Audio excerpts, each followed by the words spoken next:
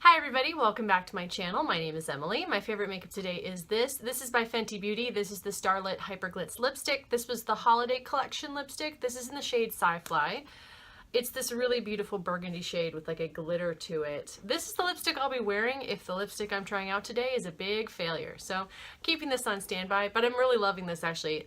You can still find this online, and I find that there's a lot of these at like a Sephora, JCPenney's. I don't see them anymore in the regular Sephora, but at both of the Sephora, JCPenney's I've been to recently, they sort of have a glut on any of the holiday collection for Fenty. So if you're still looking for it, that's where I would go. So for today's video, we're going to be trying out some of my Sephora samples that I haven't used yet. We're going to go through these. I have 3 foundations to pick from. So I was originally going to do this with the Laura Mercier Flawless Fusion Ultra Longwear Foundation. It came with 4 shades for me to pick from, plus a primer.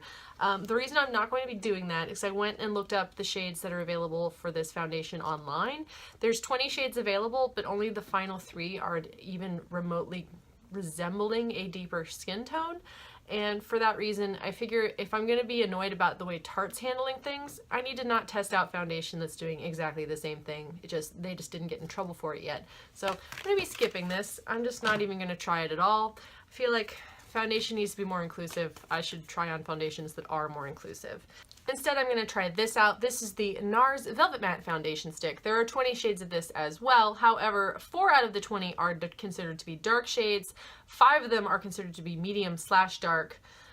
Then we have 5 medium shades and 6 light shades. So in terms of diversity, this is better. So I'm going to try this out instead. So let's get started. So I'm actually going to use up the rest of this Peter Thomas Roth Skin to Die For No Filter Mattifying Primer and Complexion Perfector. This stuff's been interesting. I don't think I'm going to buy a full size of it, but it certainly, it looked nice enough on the skin. My makeup were okay with it. I've tried it a couple of times. There's so much in this package. There's still so much left even now. I think my favorite part about this primer is just how soft my skin feels after I put it on. Whether it does anything with the makeup or not, I just feel so luxurious when I put it on. Anyway, let's try to figure out which one of these shades I'm going to be in. So the 4 shades that came with this, to pop this out to see what they are. So I ended up with Deauville Light 4, Santa Fe Medium 2, Syracuse Medium/Dark 1, and New Orleans, which is Dark 2. I'm concerned that Santa Fe is going to be a little too dark for me, but I think Deauville might be a little bit too light. Also, the names on these are weird. Why are they called these things? So this foundation is supposed to come with a tiny sponge to buff this into your skin. I don't think I have a sponge that's quite analogous to it. It doesn't even look like a beauty blender. Ooh, this is thick. Oh, that's probably way too light. Let's see how that blends in. So the texture of this is very soft and smooth. It's smoother than my Hourglass Vanish Seamless Foundation Stick. Like, it's much easier to blend, I would say. That stick gets a little hard sometimes when it's cold. I still like it, but I definitely liked the sample better. So that's with Deauville on that side of my face. So I think I'm going to go ahead and continue using this and do the rest of my face. Alright, so that's with Deauville across my entire face. I actually quite like the texture of it. My skin feels really nice when I'm wearing it. I wouldn't say it's necessarily a full coverage. It's probably medium coverage. It is covering up some things, but not everything. The texture of the product is really quite nice. It glides on very easily. I'm assuming that in the stick form it would do similarly if you had that brush. This is also billed as something you can use for contouring, so if you bought a different shade you could use it to contour and then buff it out with the attached brush sponge thing that comes with it. My skin looks pretty good close up. There's a little bit of clinging around my nose, but no more than usual. That pore filling primer is not doing anything, so I'll probably try this again with a different primer. But like in general, it's perfectly fine. I don't think any of these shades would be right for me to contour with, so I'm not going to do that. I'll just pass them on to a friend instead.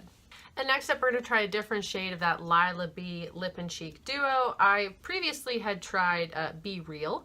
I also have Be Fearless and Be Sassy. I think we're going to try the Be Fearless, which is a red. This is both a lip and a cheek product. I didn't really care for it on my lips, but I did actually like it on my cheeks, but I haven't gotten around to trying the other colors, and I figured now is the time. So the product is like a little bit squishy and waxy. Oh, that's pretty intense. Let's just go sparingly here.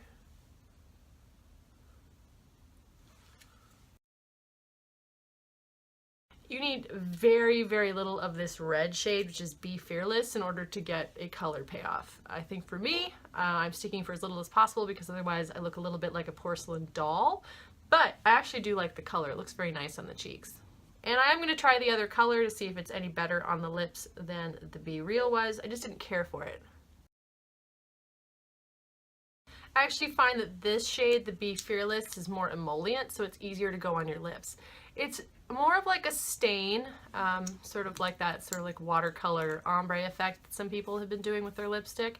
I actually didn't think I would like this one as a cheek product, but I actually do like the blush. And this lip actually feels nicer and I think looks better, so I would be more inclined to use this one. So I'm definitely going to keep this on my radar. And last up, we're going to be trying this. This is the Hourglass Vanish Flash Highlighting Stick. This is in the shade Champagne Flash. This was one of the beauty offers on Sephora where I think if you spent $25, you could get one of these. And I was definitely going to pick one up. So it actually comes in a little round tube. The foundation stick is sort of a triangle, and I believe the full size of this highlighting stick is also a triangle. I'm curious what it looks like on the inside. Nope, it's like a little lip gloss in there, so it looks like I could just put it on like a lip product. You're supposed to apply with the stick directly onto the high points of your face and then blend it out with your fingers. So let's see how this goes.